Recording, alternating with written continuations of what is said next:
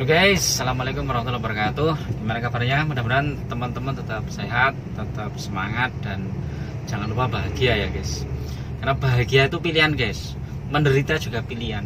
Jadi lebih baik memilih bahagia dan selalu bersyukur ya. Karena dengan bersyukur insya Allah hidup kita akan lebih mudah.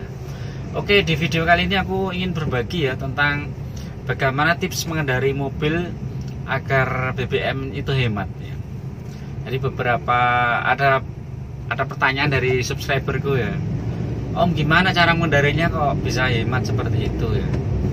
Jadi ini aku pernah bikin video BBM mobil Karimun ini ya, konsumsi BBM mobil Karimun ini pakai Pertalite itu bisa tembus 1:18. Bahkan kalau keluar kota bisa lebih dari itu guys, karena keluar kota kan jalurnya stabil, nggak macet-macetan ya. Itu 1:18 itu campuran luar kota dan dalam kota. Di dalam kota aja. Cuman ada jalur yang kayak ring road itu kan jalur yang cukup lancar. Terus kemudian kita juga masuk ke jalur-jalur yang cukup padat juga. Nah, tips mengendarainya bagaimana? Nah, kalau Karimun Wagon R itu kan udah ada indikator ekonominya guys, Eco Drive namanya ya. Jadi kalau misalnya kita RPM-nya sudah tinggi tapi belum dinaikkan giginya, nanti dia akan muncul tuh peringatannya, itu akan muncul bahwa supaya dinaikkan giginya, jadi biar lebih efisien. Terus kalau giginya perlu diturunkan ya dia akan muncul giginya diturunkan, tanda panahnya ke bawah. Nah kalau aku kadang nggak melihat itu guys, yang tak lihat itu di RPM nya guys. Ternyata mengendarai mobil tuh yang paling banyak konsumsi BBM nya tuh saat gigi 1 ke 2 guys. Itu RPM-nya itu biasanya tinggi, di atas 2 ya. Namanya 2,5, kadang 3 gitu. Nah, itu yang bikin boros. Jadi usahakan kalau bisa RPM itu ya 2 lebih dikit gak apa-apa kalau misalnya kita mau dari gigi 1 ke gigi 2. Kecuali kalau kita memang tanjakan parah ya. Tanjakan parah itu mungkin RPM-nya bisa 2,5 sampai 3 itu. Karena ya memang butuh power ya, itu ya nggak bisa. Terus sama kecepatan guys, kalau mau pakai Karimun ini kecepatan rata-rata sekitar 70 sampai 80 itu lebih efisien dibandingkan dengan di atas itu. Kalau mobilmu sering kamu geber di atas 80 ya, mungkin 90 100 itu ya jelas boros. Itu jadi ada 2 yang kecepatan bawah sama kecepatan atas. Kalau kecepatan bawah itu perhatikan di saat perpindahan gigi 1 dan 2 itu RPM nya jangan sampai lebih dari 2 ya, 2 lebih dikit nggak apa-apa lah, sampai 2 sampai 3 gitu udah pasti boros.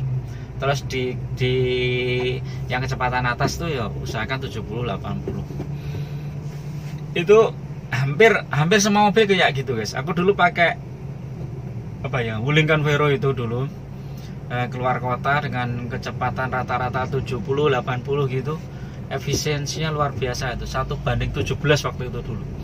Wuling Convero 1:17 itu udah luar biasa guys, karena kan bodinya besar ya. Kalau di dalam kota itu aja 1:10 guys, Wuling Convero itu kadang 1:9, itu 1:17, keren. Jadi memang perlu latihan ini ya, latihan kaki ya. Kalau nanti udah mulai stabil kakinya yo, pasti nanti bawa mobil apa aja itu jadi hemat. Terus apalagi ya, sama ini ya, AC, pemakaian AC. Nah kalau aku pemakaian AC itu kan kalau nggak posisi panas banget, itu posisi dinginnya AC itu nggak aku yang full guys, paling cuman maksimal separuh lah, separuh separuh aja atau seperempatnya aja. Jadi 1, 2, 3 lah, 3 atau 4 step. Terus posisi kipas itu juga paling 1 atau 2. Itu kalau muatan full itu 2. Kalau muatan cuman aku berdua atau bertiga sama anak-anak itu kipas 1. Pengaruh ini guys. Jadi bensinnya tuh pengaruh juga itu. Kalau AC-nya pas kita full terus kemudian muatan penuh, ya pasti boros.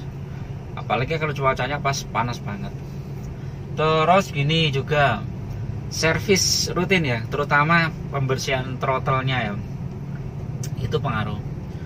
Karena kalau throttle-nya kotor, otomatis banyak BBM yang terbuang di sana.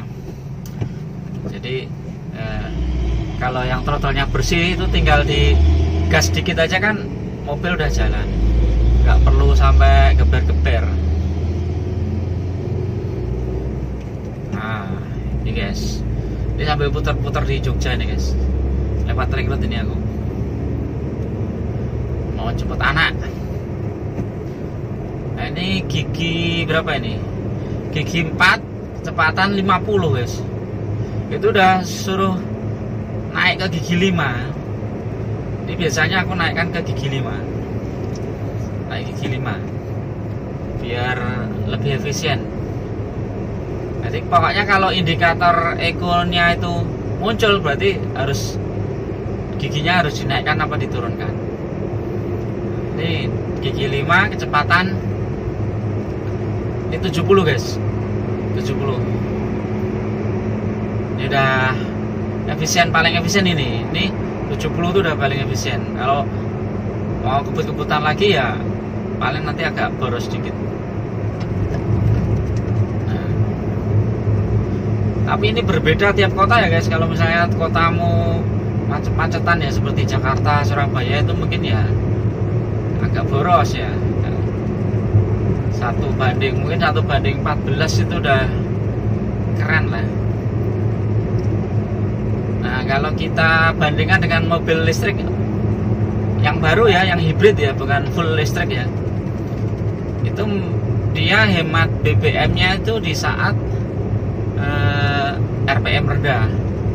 Jadi kalau kecepatan di bawah gigi 1, gigi 2 itu dibantu sama listriknya.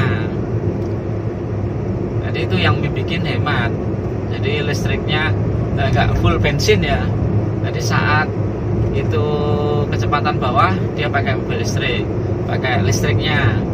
Terus kemudian nanti kalau pakai baterainya itu, kalau pas kecepatan tinggi, pas gasnya kita lepas, maka baterainya yang diisi gantian.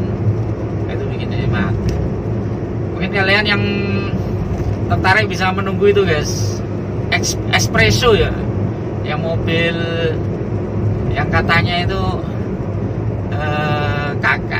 gantinya Karimun tapi hibrid. Karimun aja udah hemat kayak gini, ditambah baterai, wah hebatnya kayak apa itu. Komplit kayaknya itu. Kalau nggak salah harganya sekitar 150-an lah, 150 juta mungkin, bisa plus minus ya sekitar itu. Kalau aku mau beli yang baru yang mending itu guys, espresso, keren itu mobilnya. Kalau yang pengen agak besar ya R3 hibrid itu kan irit. Kalau yang kecil ya espresso itu. Kalau sampai bisa 1 banding 30, wis kayak motor guys. Keren banget itu. Kayak NMAX, motor NMAX. Motor NMAX, motor apa ya, Vario yang jadul ya, yang lama ya, bukan yang baru ya.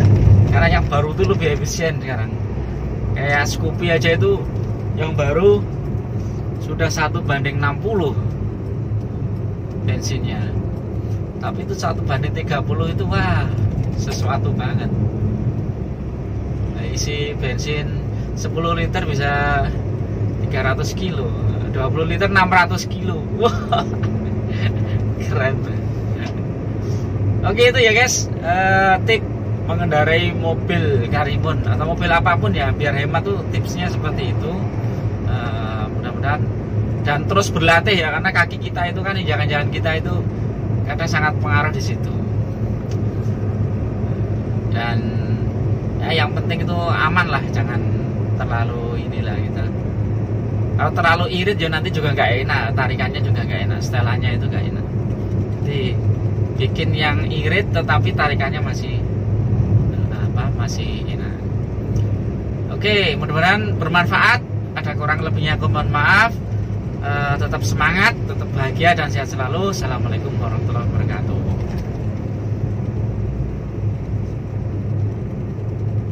Ada apa itu?